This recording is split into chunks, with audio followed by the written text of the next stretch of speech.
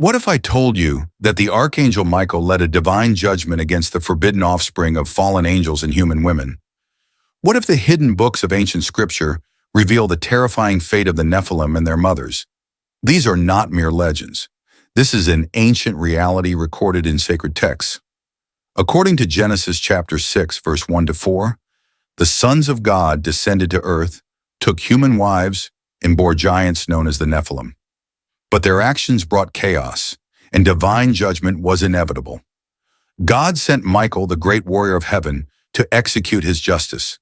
But what Michael did to the wives of these fallen angels will leave you speechless. Welcome to Bible Stories channel, where we uncover the hidden truths of the Bible and ancient texts. If you love deep biblical mysteries, make sure to subscribe, like this video, and share it with others. Now prepare yourself for a shocking revelation. Stay with us until the end, because this lost biblical event holds shocking truths that many have never heard before. Long ago, in the days before the Great Flood, the earth was not as we know it today. It was a world filled with chaos, ruled by beings of immense strength and terrifying power. And it all began with an act of rebellion, an act so great that it changed the course of human history forever. The Bible in Genesis chapter 6, verse 1 to 4, tells us of the sons of God, angelic beings who looked down upon the daughters of men and found them beautiful.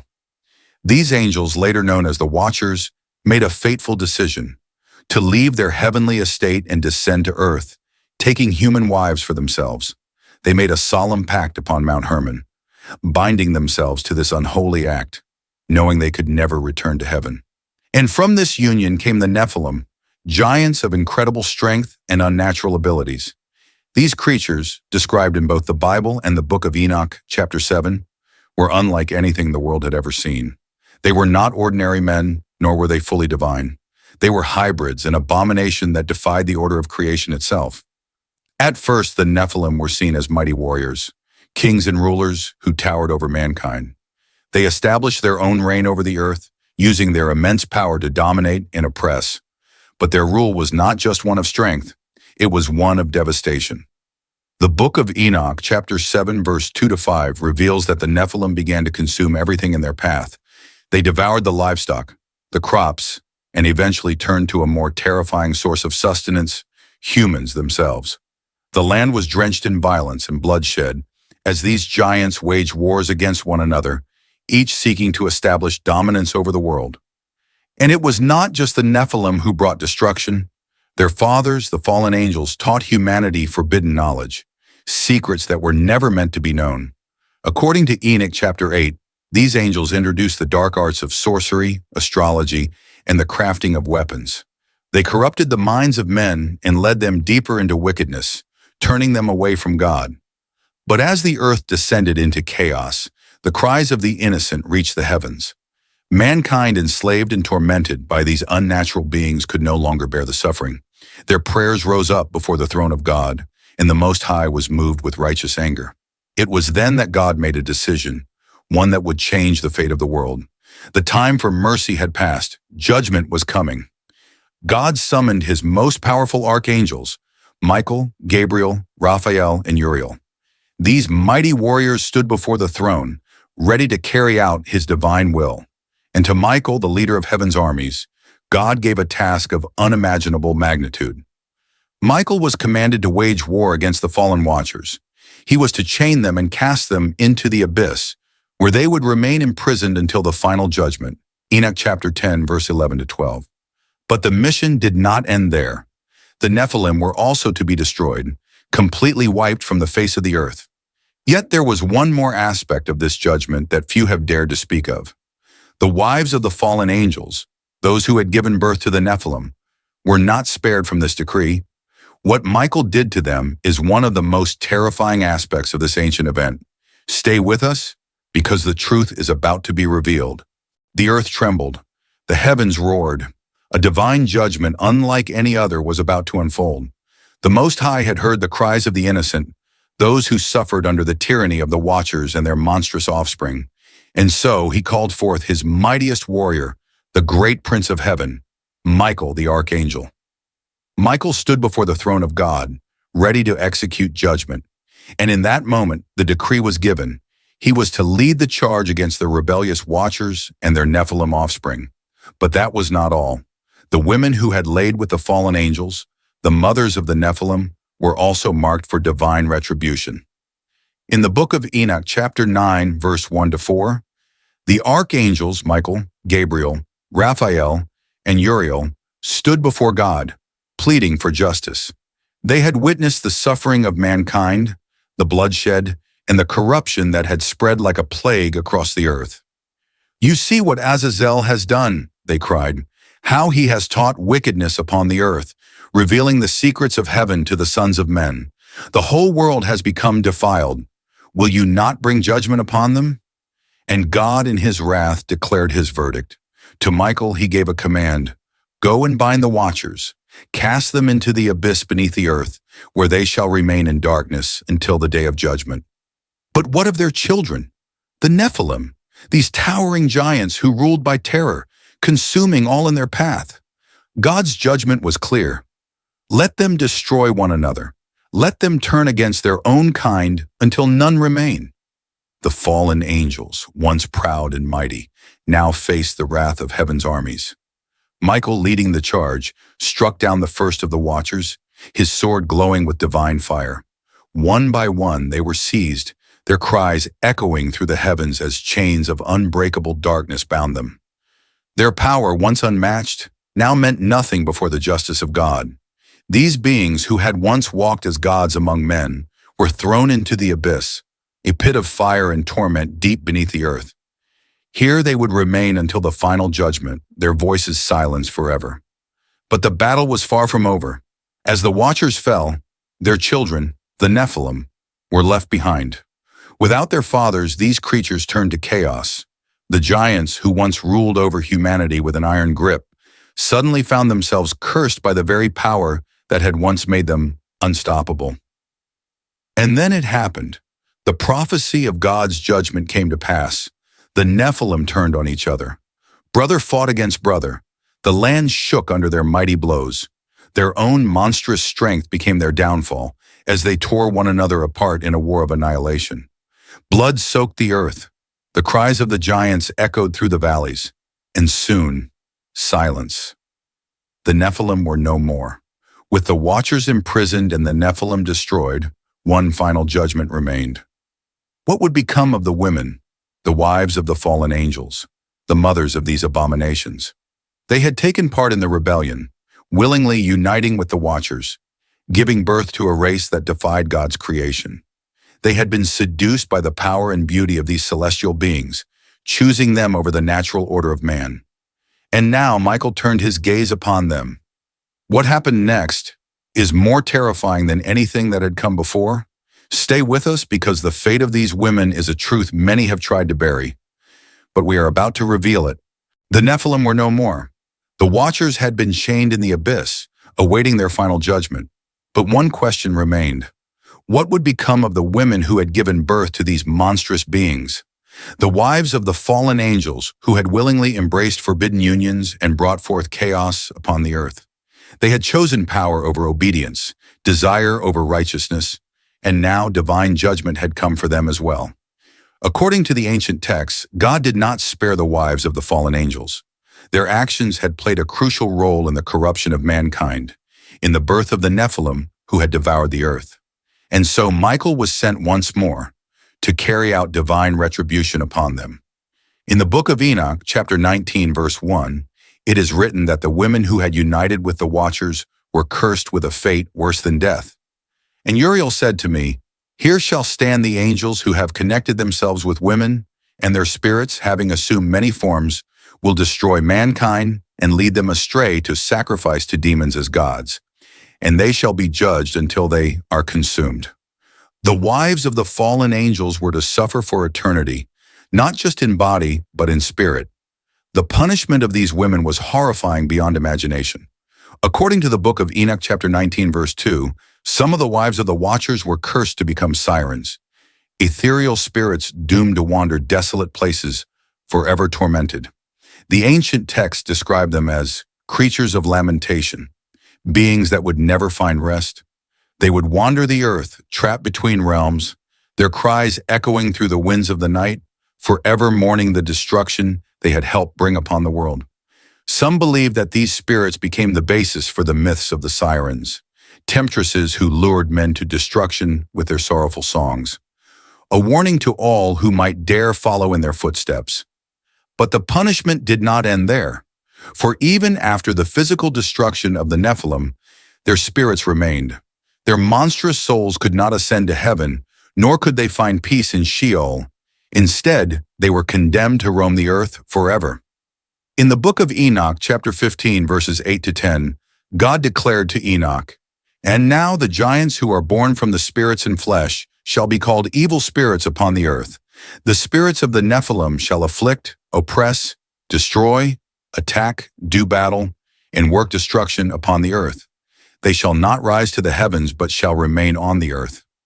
Michael, in his pronouncement, confirmed that these spirits would forever haunt the world, bringing disease, deception, and torment to those who strayed from righteousness. The Nephilim spirits became what we now know as demons, roaming the earth, possessing the wicked, whispering lies into the hearts of men. The sins of the watchers and their wives had unleashed a curse that would never be lifted. But perhaps the most terrifying aspect of Michael's mission was this. The names of these women were erased from history. Their legacies were wiped from the memory of mankind. They were condemned to obscurity, their existence expunged from the records of time. Unlike the watchers whose punishment was recorded for all to see, these women would be forgotten. Their fate would be lost to history, save for the whispers in the ancient texts that reveal their judgment. Michael had ensured that not only would their spirits suffer, but even their memory would be denied its place in the world. This story serves as a warning, a lesson from the days before the Great Flood. It is a reminder of the consequences of defying divine order, of embracing forbidden knowledge, and forsaking righteousness for power. The fallen angels, their wives, and their children all suffered the wrath of heaven, and their spirits, though unseen, still wander among us, waiting for the final judgment. But there is hope. For those who remain faithful, for those who walk in the light of truth, the power of heaven stands against the darkness. Michael's war is not over. The battle between good and evil continues. And as we look to the ancient past, we must ask ourselves, what lessons can we learn before history repeats itself once more? The divine judgment had been executed. The Nephilim were no more. The watchers had been cast into the abyss, and the wives of the fallen angels had suffered a fate worse than death. But what came next? What was the ultimate consequence of these events? The corruption of the world had reached its peak, and now the final judgment was at hand. The great flood was coming. In Genesis chapter 7, verses 11 to 23, the Bible describes how the earth was completely consumed by water, erasing the wickedness that had plagued humanity. In the 600th year of Noah's life, on the 17th day of the second month, on that day all the springs of the great deep burst forth, and the floodgates of the heavens were opened, and rain fell upon the earth for 40 days and 40 nights. Every living thing that moved on land perished, birds, livestock, wild animals, all the creatures that swarm over the earth, and all mankind. Everything on dry land that had the breath of life in its nostrils died. Only Noah was left, and those with him in the ark. The Nephilim, the corrupted rulers of the earth, were wiped away. Their physical forms could not withstand the fury of God's cleansing waters. With them perished the last remnants of their reign. Giants, kings, warriors of unnatural strength, all swallowed by the judgment of heaven. The world was being reborn, purged of the evil that had consumed it. But what of the watchers, those fallen angels who had led mankind into darkness? Their punishment had already been decreed by the Most High. In Jude chapter 1, verse 6, it is written, "And the angels who did not keep their positions of authority, but abandoned their proper dwelling, these he has kept in darkness, bound with everlasting chains for judgment on the great day." And in 2 Peter chapter 2, verse 4, we are told, "For if God did not spare the angels when they sinned, but sent them to hell, putting them in chains of darkness to be held for judgment." The watchers, once mighty and revered among the heavens, had now been reduced to prisoners. They were cast into Tartarus, the deepest abyss, where they would remain bound in chains for 70 generations, awaiting their final judgment at the end of time. Never again would they walk among men. Never again would they corrupt the children of God. And what of the wives? Those women who had chosen forbidden unions and given birth to abominations? Unlike the watchers, who were bound in chains, the wives of the fallen angels were never heard of again. Their existence was wiped from history as if they had never been. Some say they were transformed into spirits of lamentation, forever wandering in sorrow. Others believe they were utterly erased, their souls condemned to oblivion, never to be remembered. No records remain. No names are written. It is as if they never existed. This perhaps was the cruelest punishment of all, to be forgotten. But though the Nephilim had perished in body, their spirits could not ascend to heaven, nor could they find rest in the underworld. They were cursed to roam the earth for all eternity. In Book of Enoch, chapter 15, verses 8 to 12, God declares, "And now the giants who are born from spirits and flesh shall be called evil spirits upon the earth, and on the earth shall be their dwelling." Evil spirits have proceeded from their bodies because they are born from men and from the holy watchers. Their beginning and primal origin, they shall be evil spirits on earth, and evil spirits shall they be called. These spirits, once the mighty Nephilim, became what we now call demons. Their hunger remained, their hatred for mankind grew, and though they had lost their bodies, they did not lose their influence. They would continue their work in secret, bringing war, chaos, and destruction to the generations that followed. To this day, their presence lingers, unseen but ever present, manipulating the hearts of the wicked. And what of Michael, the great commander of heaven's armies, the one who led the charge against the fallen, the one who struck down the Nephilim, the one who carried out divine justice? His victory was remembered throughout the heavens. He was honored as the warrior of God, the prince of the heavenly host, the eternal defender of righteousness. In Revelation chapter 12, verse 7, it is written, "Then war broke out in heaven. Michael and his angels fought against the dragon, and the dragon and his angels fought back." Michael's battle was not over. Though the Nephilim had been destroyed, though the watchers had been bound, though the earth had been cleansed, the war against darkness would continue until the final day of judgment. And so he remains, watching, waiting, leading the armies of heaven against the forces of evil, ever ready to strike when the darkness rises once more. The flood may have wiped the Nephilim from the earth, but did it wipe away their spirits? Did the judgment truly end, or does its shadow still linger over our world today? Many believe that the events of the Book of Enoch were not just a chapter in ancient history, but the beginning of a curse that still haunts mankind. Could the spirits of the Nephilim and the cursed wives of the fallen angels still have influence today? Could their presence be responsible for the rise of darkness across the world? The Book of Enoch tells us that after the Nephilim perished in the flood, their spirits were condemned to wander the earth forever. They could not ascend to heaven, nor could they find peace in the underworld. Instead, they became restless entities, spirits of destruction, chaos, and deception.